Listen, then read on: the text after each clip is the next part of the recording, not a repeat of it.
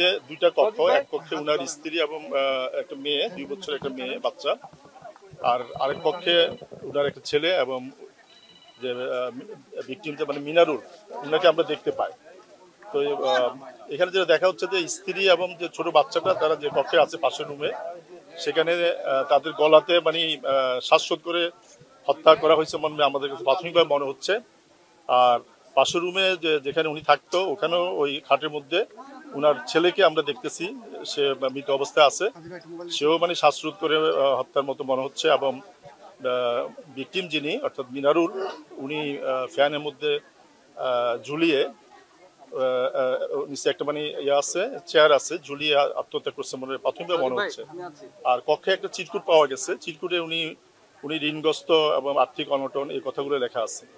তো আমাদের CID forensic team এবং পিবিআই ওনারা আসছেন, ওনারা ক্রাইম সিনের আগে ছবি বা আলামতগুলো সংগ্রহ করবে, করার পরে আরও আমরা বিস্তারিত জানতে পারবো যে আসলে অ্যাকচুয়াল কারণটা কি। কিন্তু স্ত্রী, তার ছেলে এবং শিশু কন্যা সবাইকে আমাদের কাছে মনে হচ্ছে যে এটা শ্বাসরোধ করে হত্যা করা হয়েছে এবং ছেলের গায়ে একটা গামছা মতো পেঁচানো আছে।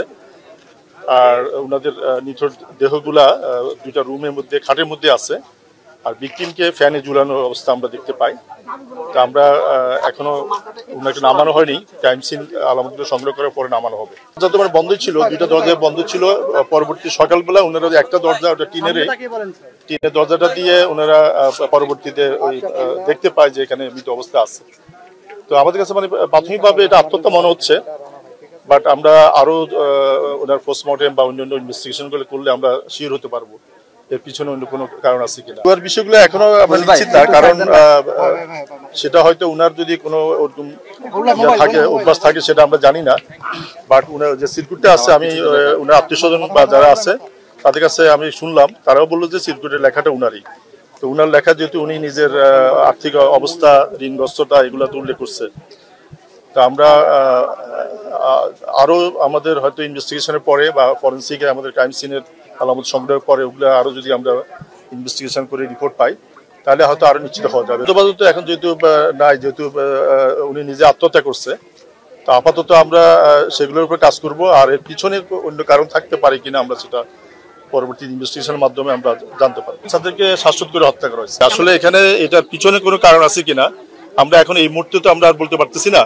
বাট আমরা যেহেতু মানে ঘরটা বন্ধ পাওয়া গেছে, আর প্রতিবেশীরাও তেমন তথ্য দিতে পারতেছে না, এটা ঘুমন্ত অবস্থা ছিল।